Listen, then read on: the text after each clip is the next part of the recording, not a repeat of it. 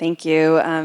Good afternoon, everybody. I'm really excited to be here and really appreciative of Zinov for inviting me and also comparing me to an Avenger. That is something I will take home and tell my children tonight, so thank you for that. I have to be honest, I was sharing this with a few of you. I don't normally take events or speaking engagements as close to reInvent. It's a busy time for us at AWS, but when I heard you're hosting an event that's about partnerships and generative AI, I felt like I had to be part of the conversation.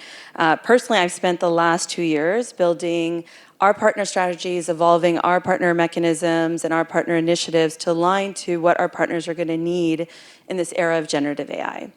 And I would love to talk to you all about and share with you what we're doing, how we're doing it, or how we're engaging partners. But with the few minutes I had up here, I thought maybe I would actually start with why.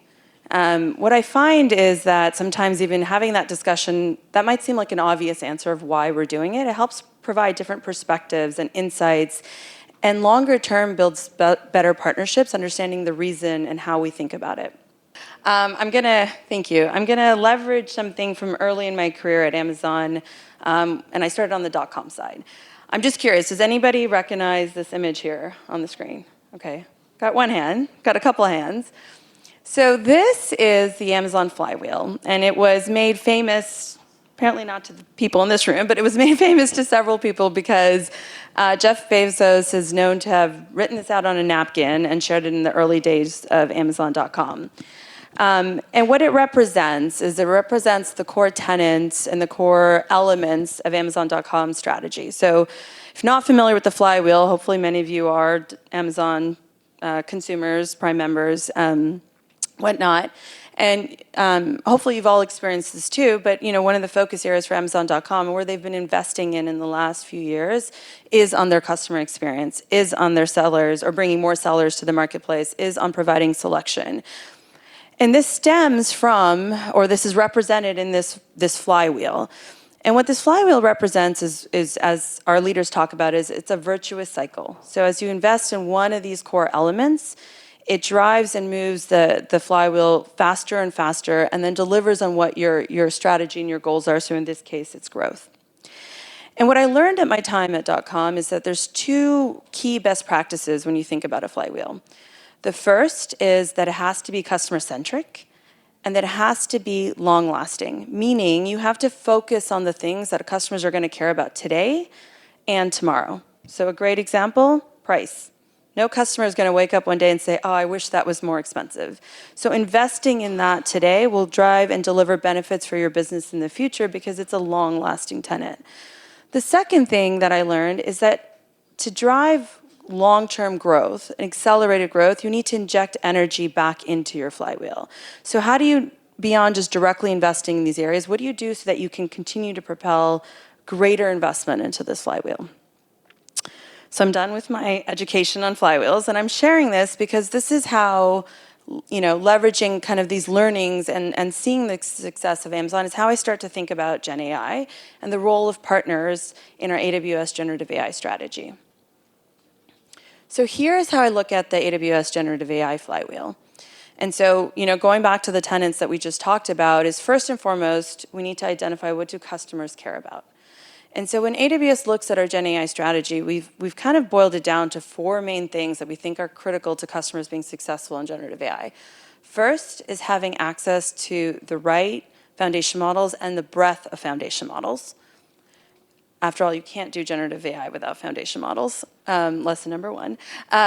Data. So you need data. You need to be able to access your data. Our customers need to use their data to customize their generative AI applications. Then you need the tooling to be able to actually do that customization, but also integrate generative AI in your everyday workflows. And then last, you need to be able to scale it. Science experiments are great. Having fun with GenAI is great, but to drive value, you have to be able to scale it and put it into production. And so this is what we have spent the last few years investing in, focusing on these elements of generative AI and bringing more features, more foundation models, better tooling, more support for customers to leverage their data. And that's how we continue to support delivering business value for our customers in generative AI. And so now we go back to the tenants. We say, okay, you've figured out or you've decided what is important to your customers or what you think is valuable or core. then you keep investing in it, right? So I talked about that, bringing in more foundation models, but also we've been heavily investing in building features. So we've launched more features on Amazon Bedrock in 2024 than I've ever seen on any other service, something like in the number of above 40 just this year alone. And we ask ourselves, is this working? Is this delivering on our customers' needs?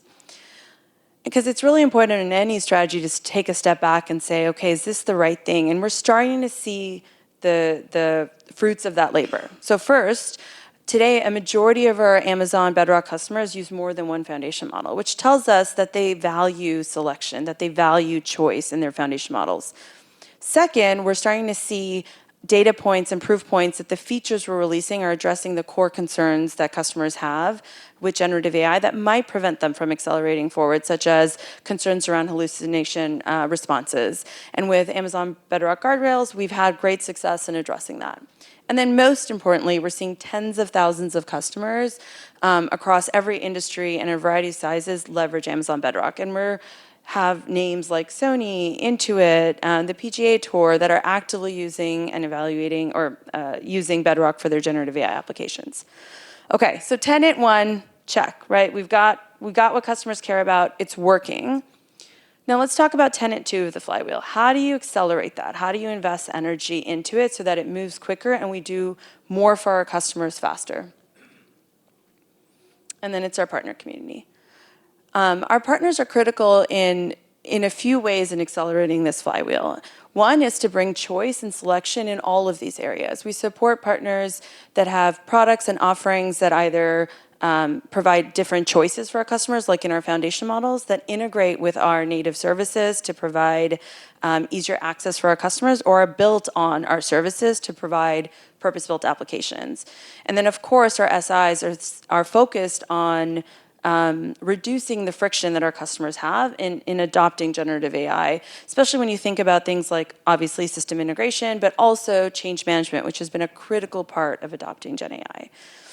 So this is why I do what I do. This is why my team invests in partners, because without them, we'd have a great product, but we wouldn't be able to accelerate and augment the value that we can deliver for our customers that we can together. And so how do we do it? What do we do? And so we really think about investing in our partners across the full journey, from the beginning to the end, especially in a domain like generative AI where things are changing so quickly. So we, in the last year, invested in creating the generative AI, late last year, invested in creating the Generative AI Center of Excellence, which takes our training, enablement, as well as market research, and puts it in the hands of our partners almost at the same time or within days of it going to our field. So getting that early access and insights and resources to our partners are critical for them to be able to accurately represent us to our customers, to our joint customers. Secondly, we share their stories. We spent a lot of time in the last year talking to our customers and integrating our partner success stories through our websites, our keynotes, our conversations with customers every day. So helping get the word out and helping our customers see the value that our partners bring. And then to really support transactions and moving deals forward, we've created funding incentives that align to the economics of generative AI, which are different and can either be beneficial to partners, but in some cases have a completely different structure that requires us to think differently at how they support them.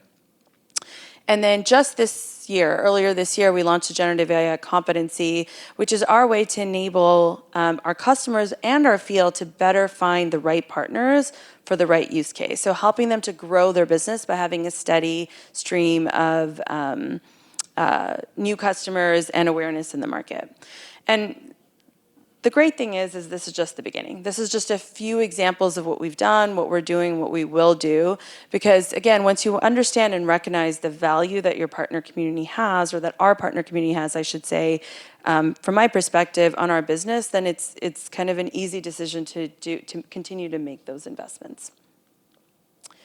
And so I think with the short 10 minutes that I had, I wanted to, I think I'm out of time, but I did want to leave you just kind of with one thought. Hopefully something you take away from this brief discussion is, what does your flywheel look like? What are you investing in? How are you driving that acceleration?